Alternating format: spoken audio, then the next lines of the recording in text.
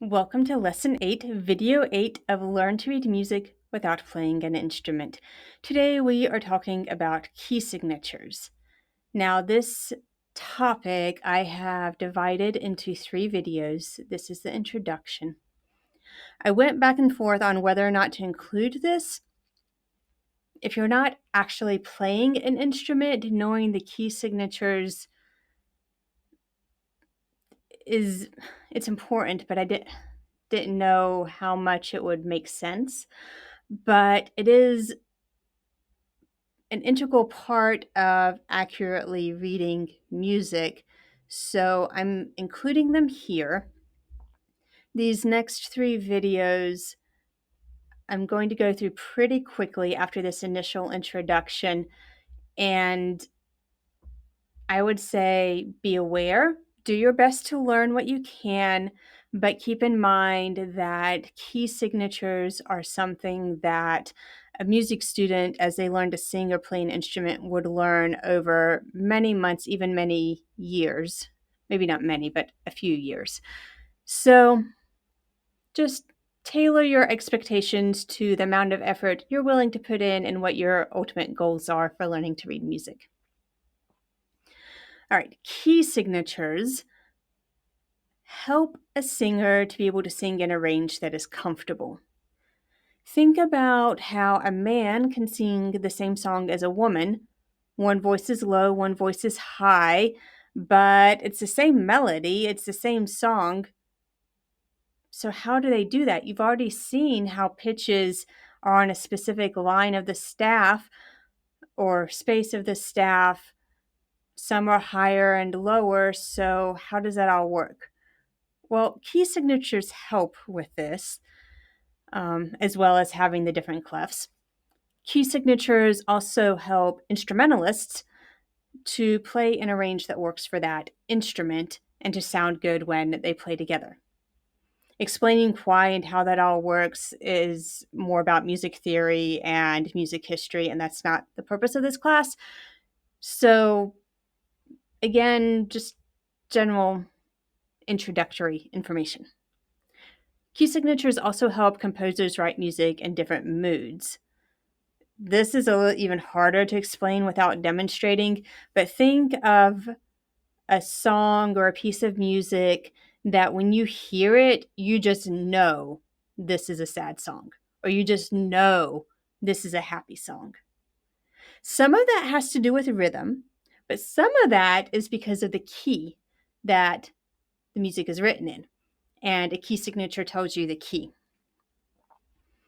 And a key just means the specific notes that would be played, the specific pitches. Okay, so remember this label from the introduction video?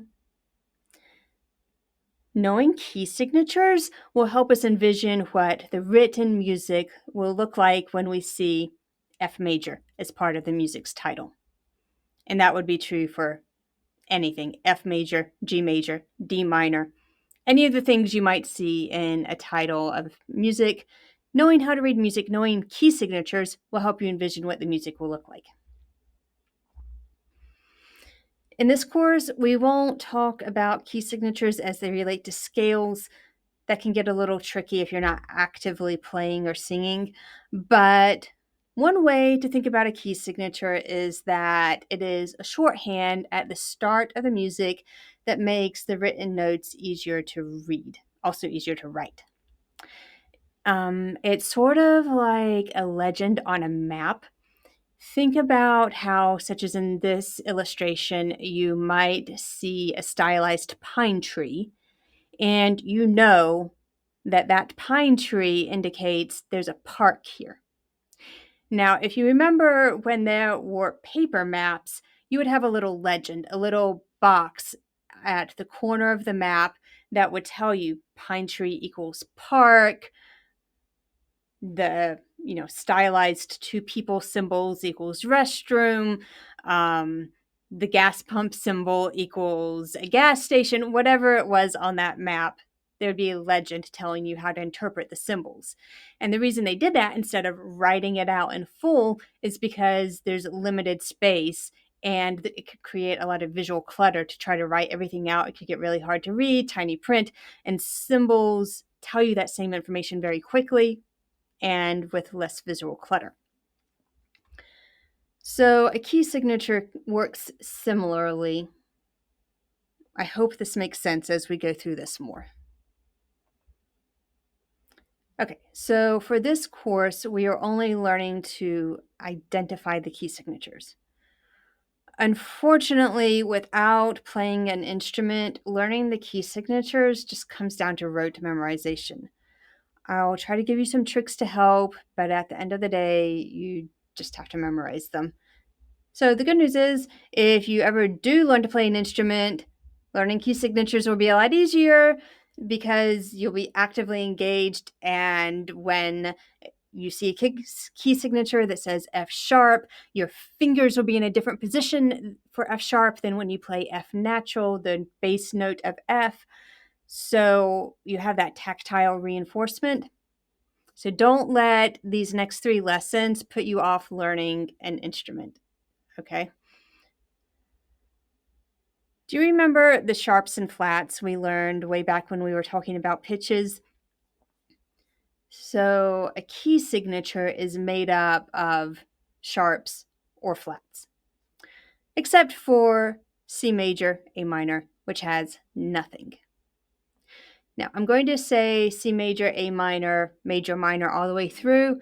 Don't worry so much about that. The major and the minor doesn't really make sense together. I just want you to know that it's there in case you do read a piece of music that, for example, says sonata in A minor. You'll at least know, okay, I kind of know what key signature it is, or I could go figure it out. Okay. If we are looking at this illustration here, the key signature always comes before the time signature. Okay, looking across, you can see that.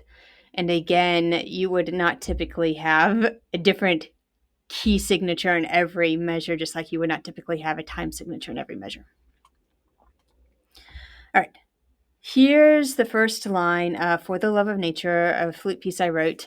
At the start of the music, the key signature comes after the clef, but before the time signature. This is true in all music. Clef, key signature, time signature. Here we have the G clef, nothing for the time signature, or the key signature, nothing for the key signature, and the time signature is in 3/4. When there's nothing in the key signature, that tells us that the piece is in C major or A minor. Again, don't worry about major, minor, just know nothing in the key signature, C major or A minor. That's all you need to know at this point. So what that means is the bass pitches that we are going to use when writing this music or playing this music are C, D, E, F, G, A, B. Just like that. They aren't sharp or flat. At its most basic, that's what this means. Okay, there are no bonus videos or worksheets for Lesson 8. Today's material would be incorporated into Lesson 9's bonus material. And next time we will learn the flat key signatures.